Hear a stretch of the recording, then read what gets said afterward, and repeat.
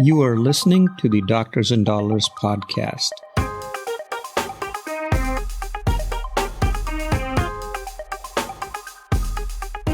This inaugural season of this podcast is brought to you by 1752 Insurance. You insure your car, your house, and your health, but do you insure your income? Disability insurance can provide you confidence that your income and lifestyle are protected. 1752 Insurance offers physicians' own occupation disability insurance with up to 20% discount. With disability insurance, you can be assured that your income is protected even if you're no longer working. Finding the right policy for you is simple. Visit 1752insurance.com/docs to request a quote. Every physician's needs are different.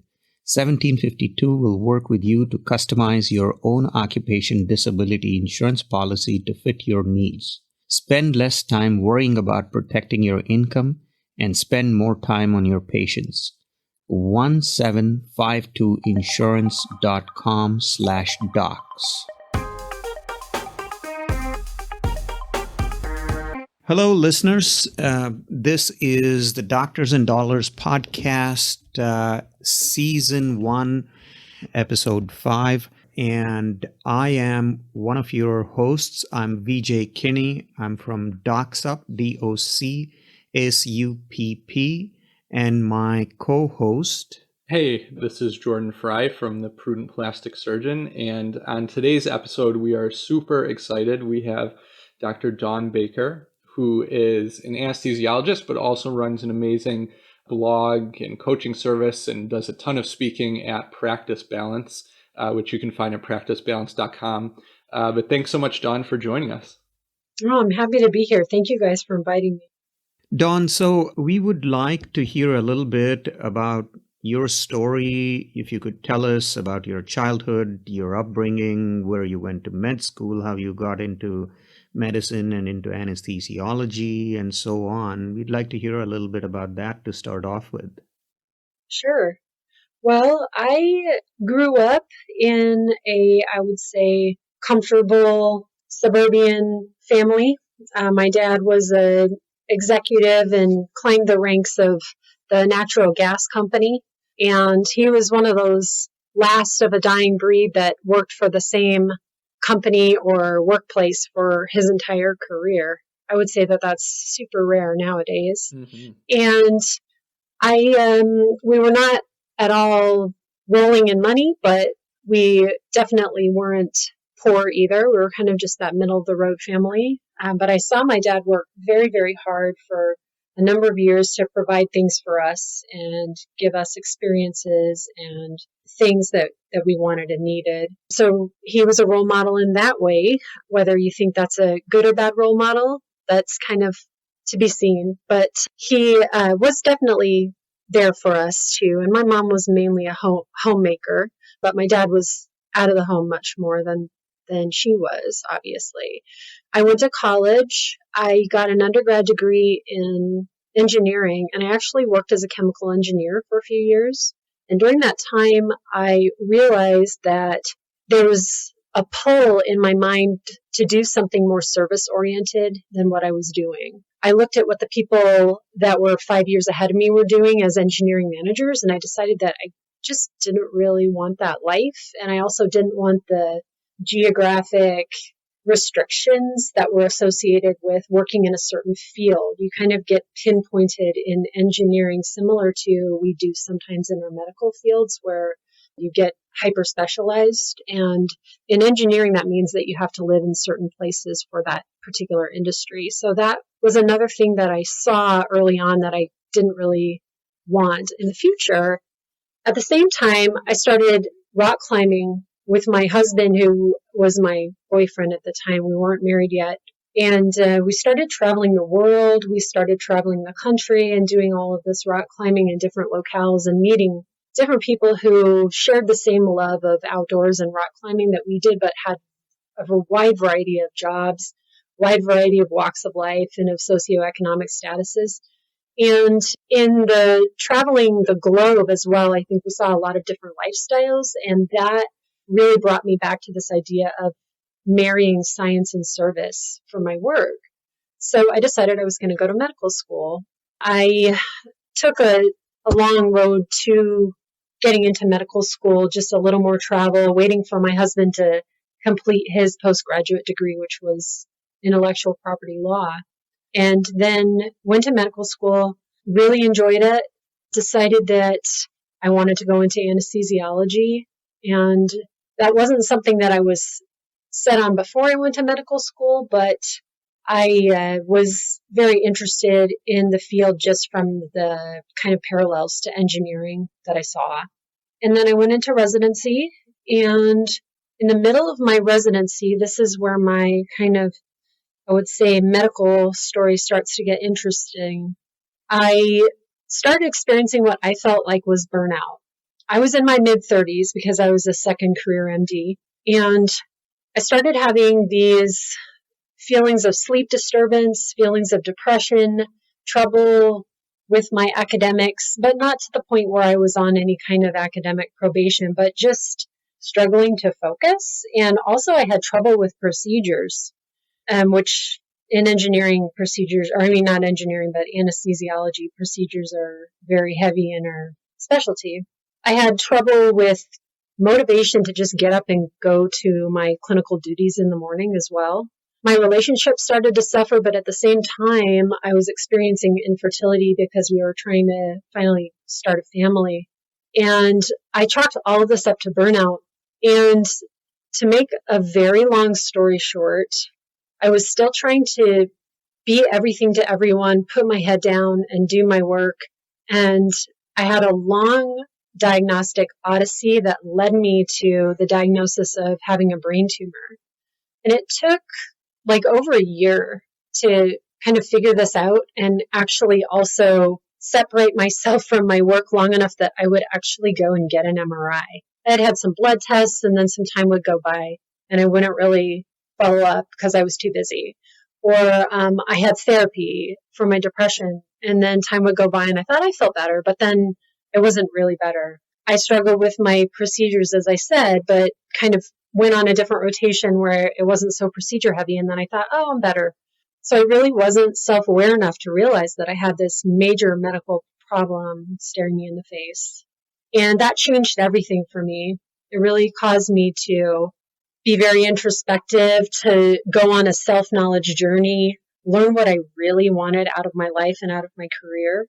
I had to take time off, which it goes without mentioning. I had to have surgery. And it turned out that it was a benign pituitary tumor, which was a good thing that it was resectable. And I was forced to examine my roles and my activities and the things that I really cared about. And it really made me want to share this experience with other people. And so that was how I started my blog, the writing, and then what has now turned out to be speaking and coaching. Oh, that's excellent. That's a great story. Well, it wasn't excellent to go through the brain tumor, I'm sure, but it's a great story for our listeners to hear that. I'm sure many of them are going through difficult situations like that and will take inspiration from you. So, how long have you been an anesthesiologist right now? Yeah, so all of that, the culmination of the story that I was just telling was about 10 years ago now. So I graduated from residency a little bit late in, I think it was about November time as opposed to June, like most people graduate, of 2011. So I have now been practicing, I would consider myself a mid-career anesthesiologist for about 9 years or so. And I started out in my career with that self-examination period, knowing that I wanted to have simple roles in medicine so that I could pursue my other interests, not only rock climbing and athletic interests that I had, which I needed to rehabilitate myself for, but also my writing, that I have this great passion for writing. I've always had that, even back to the days when I was an engineer and pursuing a graduate degree, even in engineering. I love to write. And So I knew that I wanted to spend time doing the things that I cared about outside of medicine. So I went into a position that was part-time, and it was 3 days a week of clinical anesthesia only. So I had no administrative roles, no teaching roles other than whatever I wanted to put on my own plate. So I had none that were thrust upon me or voluntold. People like to say voluntold. I wasn't ever voluntold to do anything, which was by my own design. When I had a child, finally, after having all of this infertility that was related to my brain tumor, 5 years ago, I cut back on my anesthesia clinical duties one more day. So I was half time. And I did that until the last year. And I have just within this last year, and this was decided before COVID, but COVID kind of facilitated it a little bit too, to become a PRN or a locum tenens only anesthesiologist as my non-clinical work has ramped up. Wow, that's quite the trajectory that you have taken over there, because many of our listeners, we're targeting to doctors at all points of their careers, but many of our listeners are like Jordan, who have just graduated their residency training and are just a few months out from training, and they, I'm sure, wonder about how can we afford to work just 3 days a week, and even before 10 years are up, cut back to a point where we're just doing PRN work. So if you feel comfortable, can you tell us whether that is financially doable in light of all the debts that most of us doctors carry early in our lives, in our professional lives, and mortgages and so on and so forth? Or were you independently wealthy before you even started medicine? Definitely not. I think that my situation, just like everybody's situation, is very unique to them. And so you couldn't take all of the aspects of my financial and lifestyle situation and just apply them to another person. However, I will say a few kind of key things that have gotten me to the path where I am now, to the point where we are financially independent and work is an optional thing. And it feels great. It's a great kind of freedom to have. And it took really, it wasn't just right out of residency or anything. It took until the last couple years until, I got into that state. But this doesn't help people who've already gone to medical school and gone to residency. But the one thing that I did early on was I chose to go to the state medical school in the state that I lived. And I knew that by the time that you make a lot of your medical school experience, and it's not necessarily the name of the school that you go to that's going to dictate your career, and that you have some freedom in, the research that you pursue or the networks that you make. And so I decided that I wouldn't try to pursue a school based on status or name or price. So I chose the state school. So I had minimal student debt from that standpoint. Now, the other thing that I did, which again, you can't necessarily go back and do this if you're already at the point where you've gone through your training, but is that my husband went to law school staggered from when I went to medical school. And I know there are a lot of couples that are either dual physician couples or they're two professions and they go at the same time and then they accumulate a lot of debt that way. But my husband was able to work while I was in medical school, so he somewhat offset some of my expenses. Now, those two things aside, there are other lifestyle things that I would say that we do as just part of who we are that make it so that we're able to attain financial independence quicker than some. And that is that we live pretty simply. I think the years of rock climbing before I even went into medicine really helped me to realize that I don't need tons of stuff and I don't need fancy things to be happy. I met people when I was out rock climbing and traveling the world to rock climb that lived on like $10,000, $20,000 a year and worked just like a few months a year at a job in order to climb for the rest of the year. And that was pretty inspiring. It didn't make me necessarily want to have the kind of jobs that they have, which aren't really professions, but I was interested in carving out an alternative lifestyle from the get-go. So I knew that simple things are what makes me more happy than having a bigger house or having a nicer car and upgrading my stuff all the time. So we have pretty much stayed, I would say, until fairly recently at a very similar cost of living or standard of living for the last 20 years. And I think that is a lesson that anyone can learn is it's not necessarily that you have to care about the things that I care about, but to just be mindful of what you do care about as far as what you want to spend your time and money on.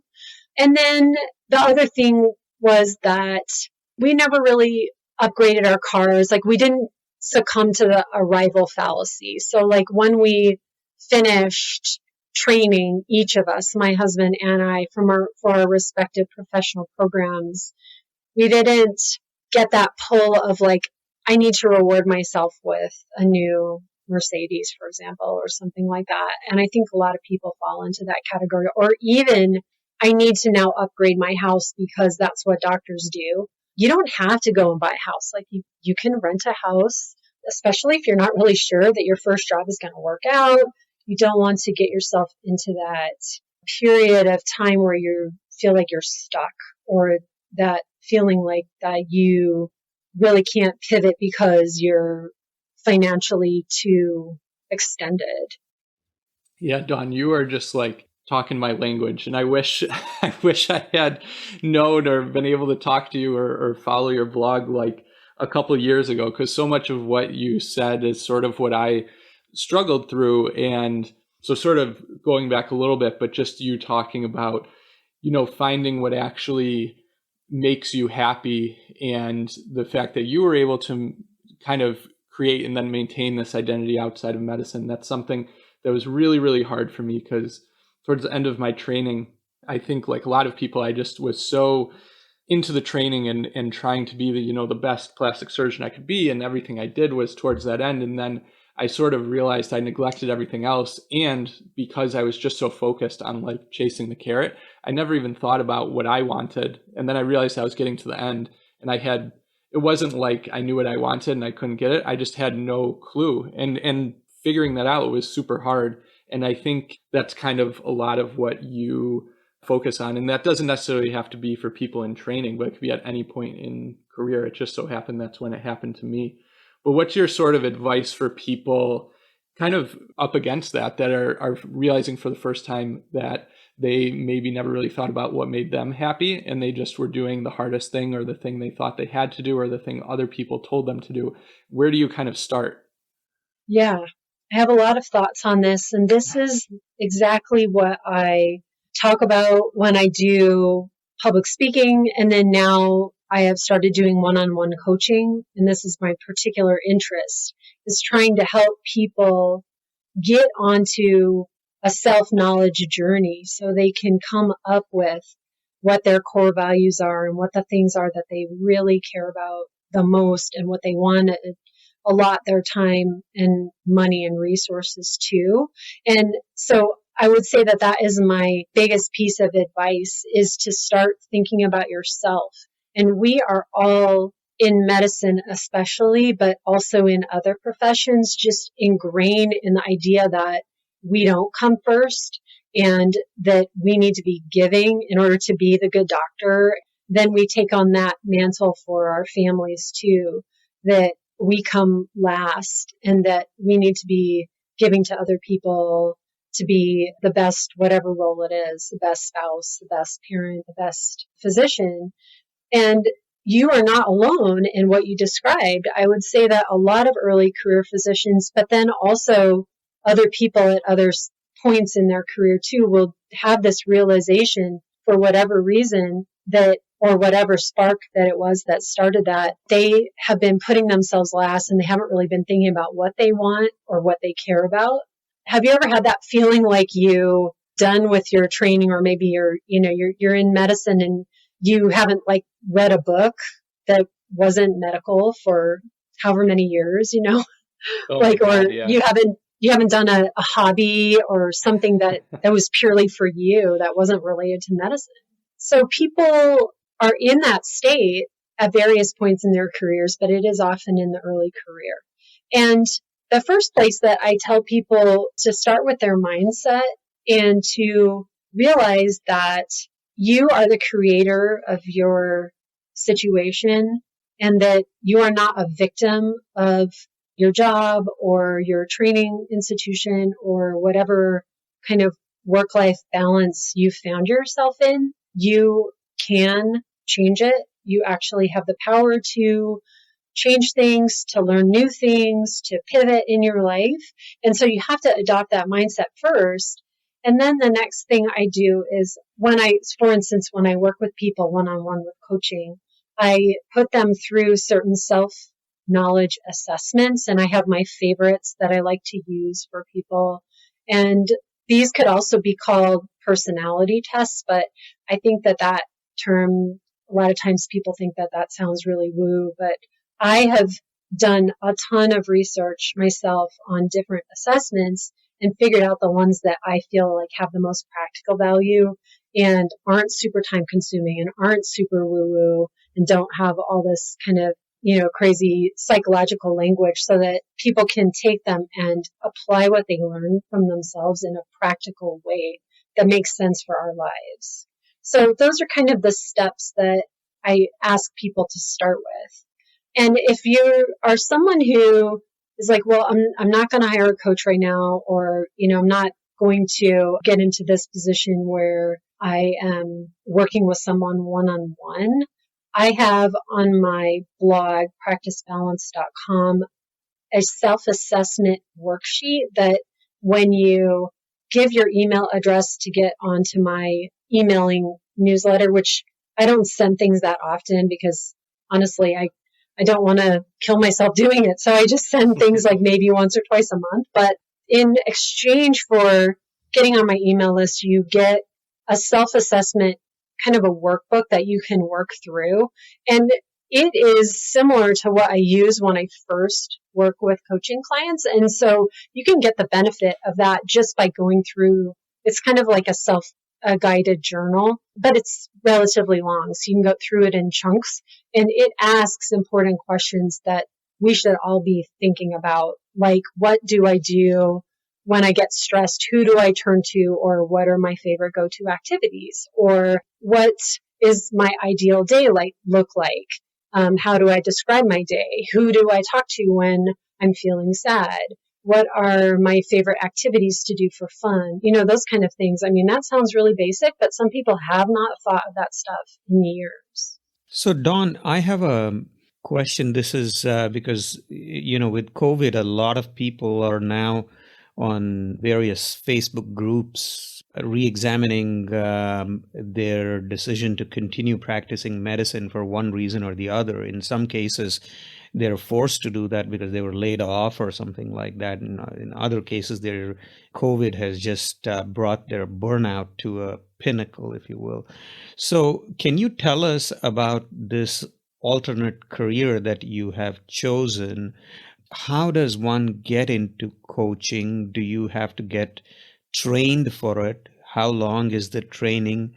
What does the training cost? And how do you get clients? And is the work busy enough for you, for another physician, let's say, to replace their physician income or come somewhere close to that? Yeah, so coaching is definitely one non-clinical career that I would say in the last year or two, a lot of physicians are going into. There are many others, and if you're listening to this podcast, you can go on Facebook and look at different non-clinical career groups for physicians. There are a few different ones that I can think of, but coaching is one particular area that you can go into. And I happen to really love it. I feel like that this is a natural kind of an extension of the writing and the speaking that I was already doing. And I just started in the spring and I have really loved it. And it wasn't even something that was on my radar until COVID happened, because all of a sudden, like you said, VJ, all these people were experiencing a lot of issues with burnout and with kind of like a slap in the face, thinking, what am I going to do? I've been furloughed, or they're stressed because they have health issues, or they're, worried about just getting COVID and getting sick. There were so many anxieties and things, and everyone was in mourning, during this initial period of this pandemic. So coaching programs started cropping up on my radar left and right. But it was funny because right before that, I gave a keynote address at the White Coat Investor Conference of 2020. And it was literally one of the last conferences that was put on for physicians by physicians right before the pandemic. It was like the hotel where we were at was closing its doors, and some of the people didn't even come to this thing. But when I was there, people asked me, hey, are you doing coaching? And I thought, no, I'm not doing coaching, but I am interested in coaching. And so that was what first kind of started me looking into it.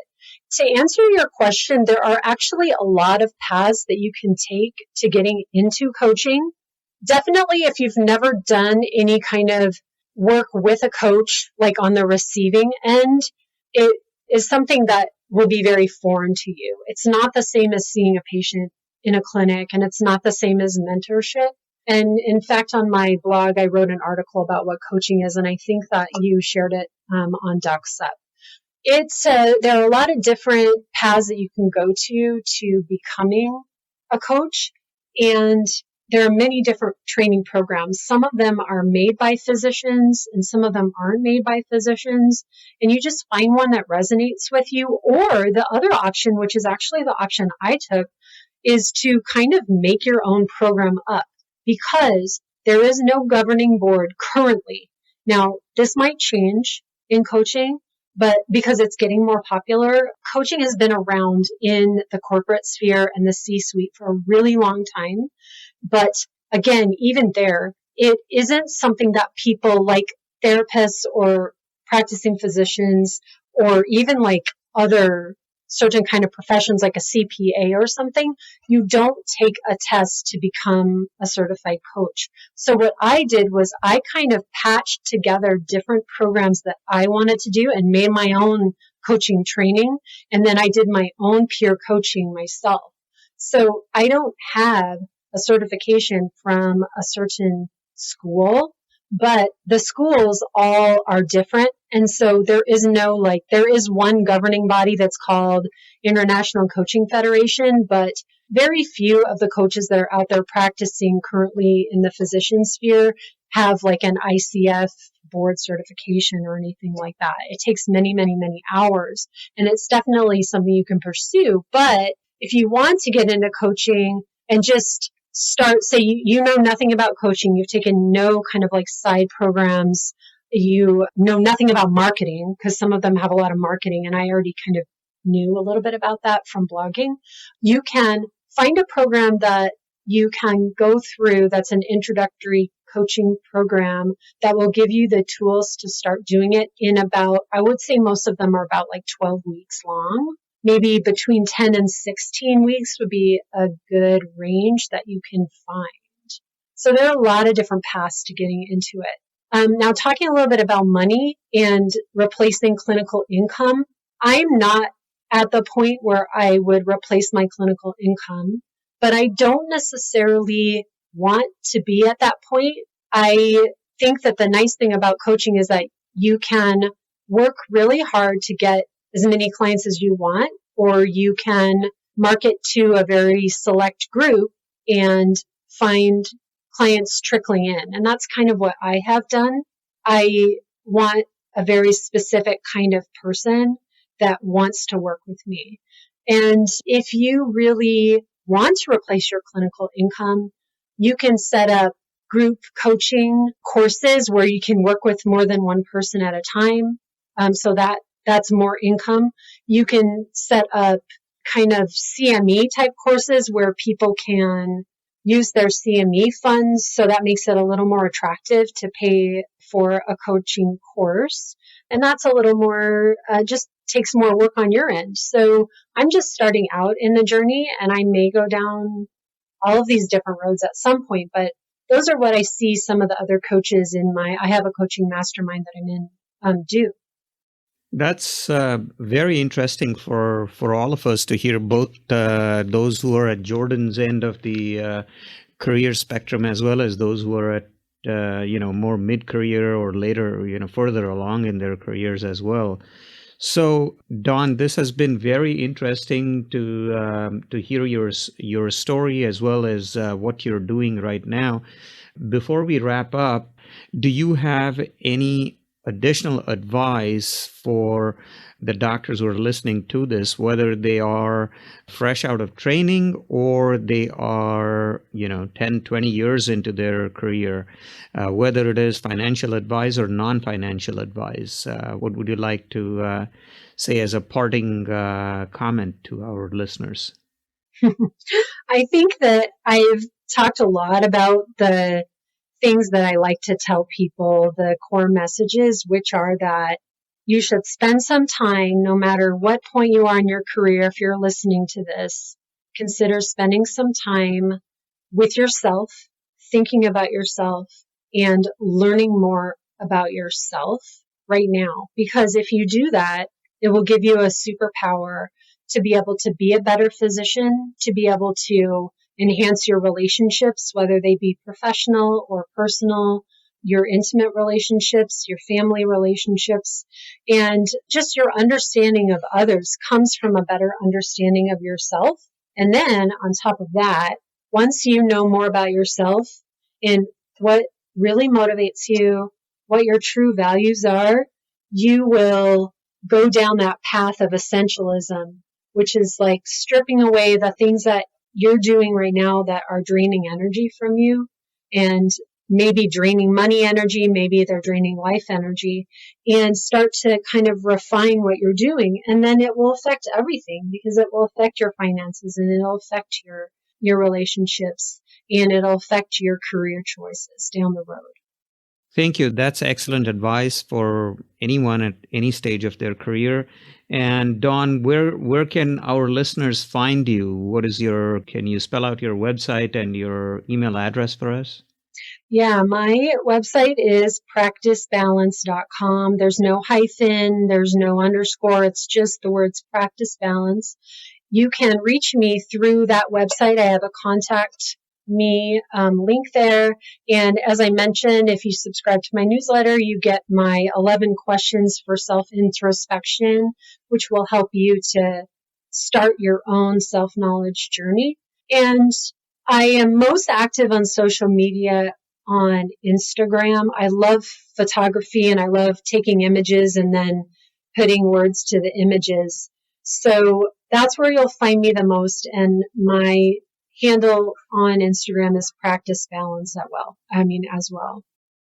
Perfect. Thank you very much for giving us this time on a beautiful Saturday morning over here, Dawn. And listeners, we have now approached the end of this episode of Doctors and Dollars. Please visit our website at doctorsanddollars.com. Please give us a good rating if you're listening to this on either Apple or Google or any of the other platforms for listening to the podcast. And this is VJ Kinney from Docs Up signing off, and my co-host is Jordan Fry signing off as well. And I just want to say again, thank you, Dawn. Really awesome. You're most welcome. Thanks for having me again. And folks, I would also like to give you a disclaimer over here. This podcast is purely for your entertainment and informational purposes. The co-hosts are not investment advisors, tax planners, CPAs, attorneys, or professionals of any other variety for the purpose of this podcast. Please consult with your appropriate professionals before taking any action regarding your own finances or anything else.